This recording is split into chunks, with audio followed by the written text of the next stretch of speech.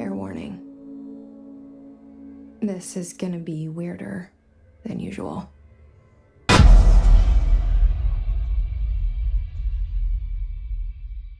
Remedy Entertainment's Control is a story-driven, third-person supernatural shooter. It is a stunning, lovingly crafted game set in a world which beckons the player to dig a little deeper.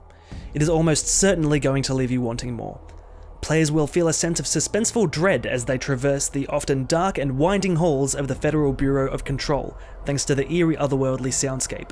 But fear not, with the sheer power that is available at your fingertips, you will be eager to turn that next corner.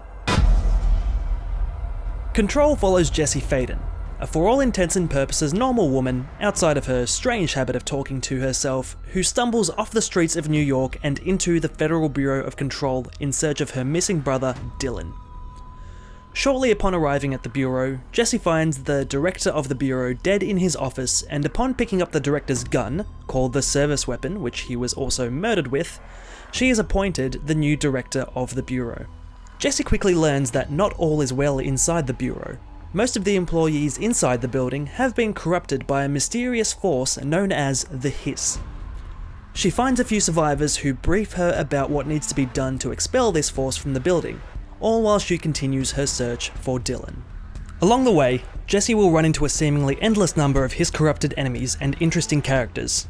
Some quirky, some downright annoying, but all are supported by excellent screenwriting and voice acting, and at no point did I find myself rolling my eyes at poor dialogue.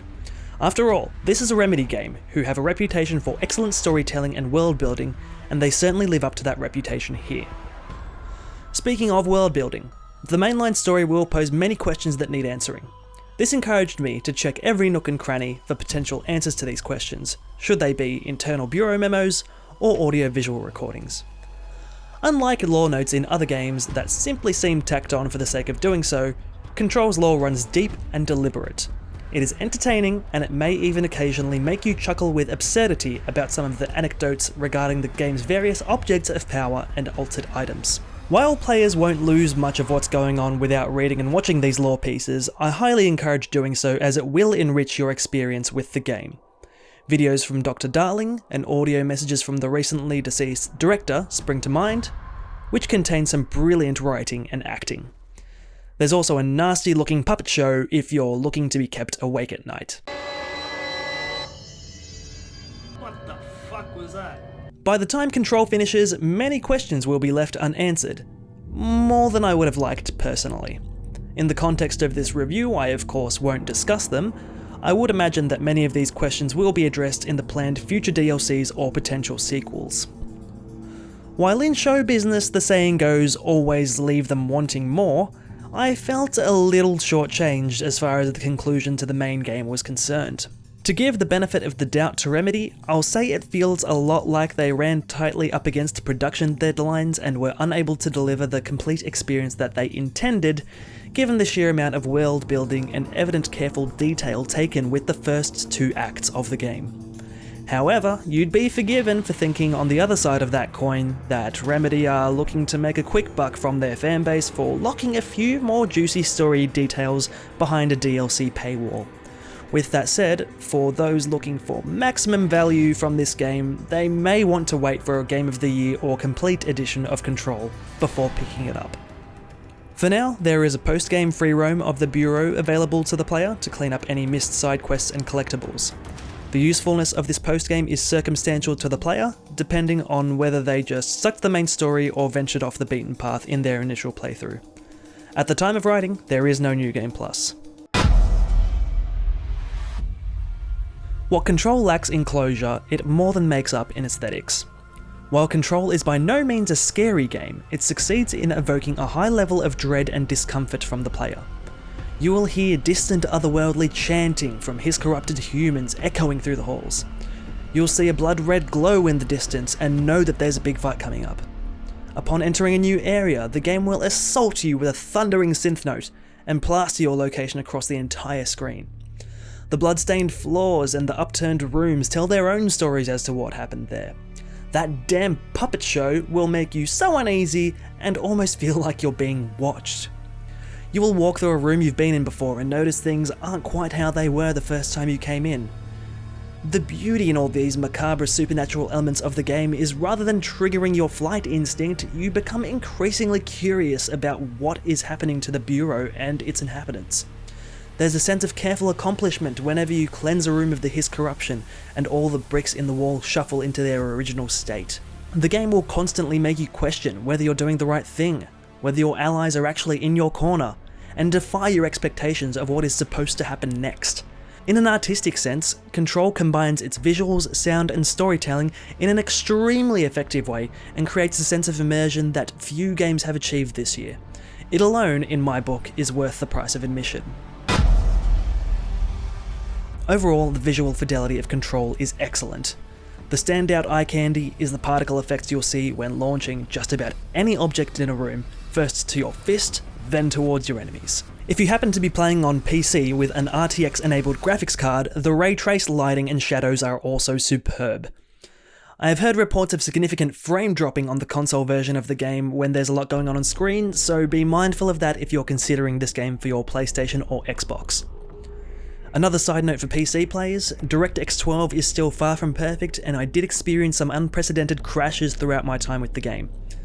I'm sure these issues will be alleviated once DirectX 12 is adequately optimized and Remedy work in a few patches.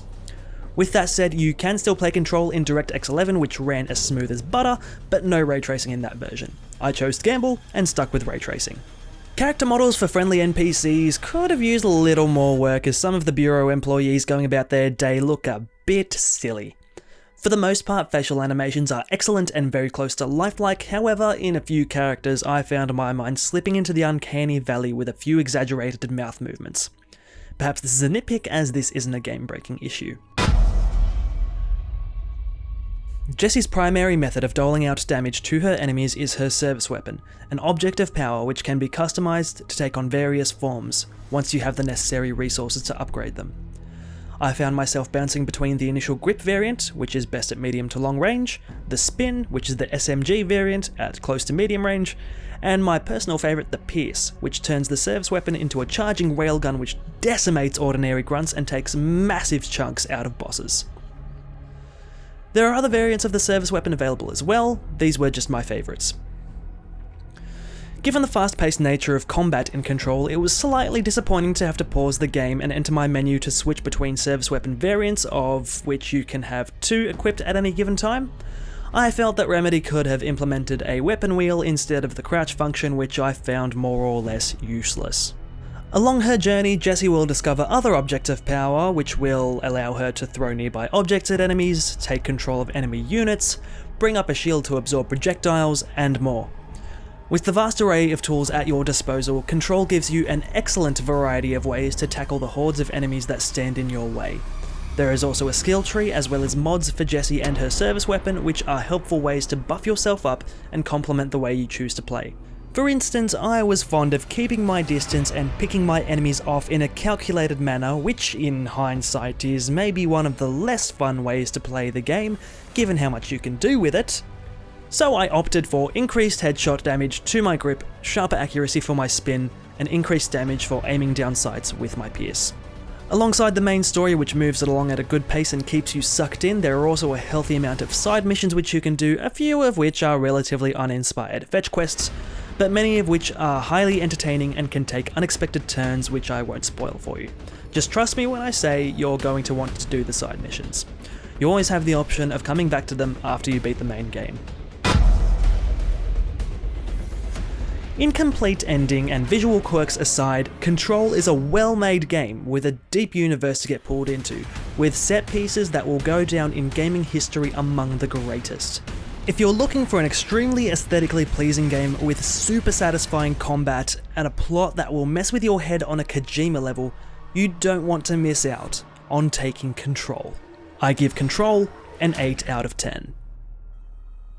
Well folks, that's it for this review. If you enjoyed watching it, please feel free to like and subscribe to the channel, and let me know what you think of Control down in the comments. Was I too harsh? Was I too forgiving? I'd love to know what you think, and whether or not you agree or disagree with me. That's the whole nature of this sort of stuff and of video games, so we can talk about it. So feel free to have a chat with me in the comments, and I'll see you in the next video.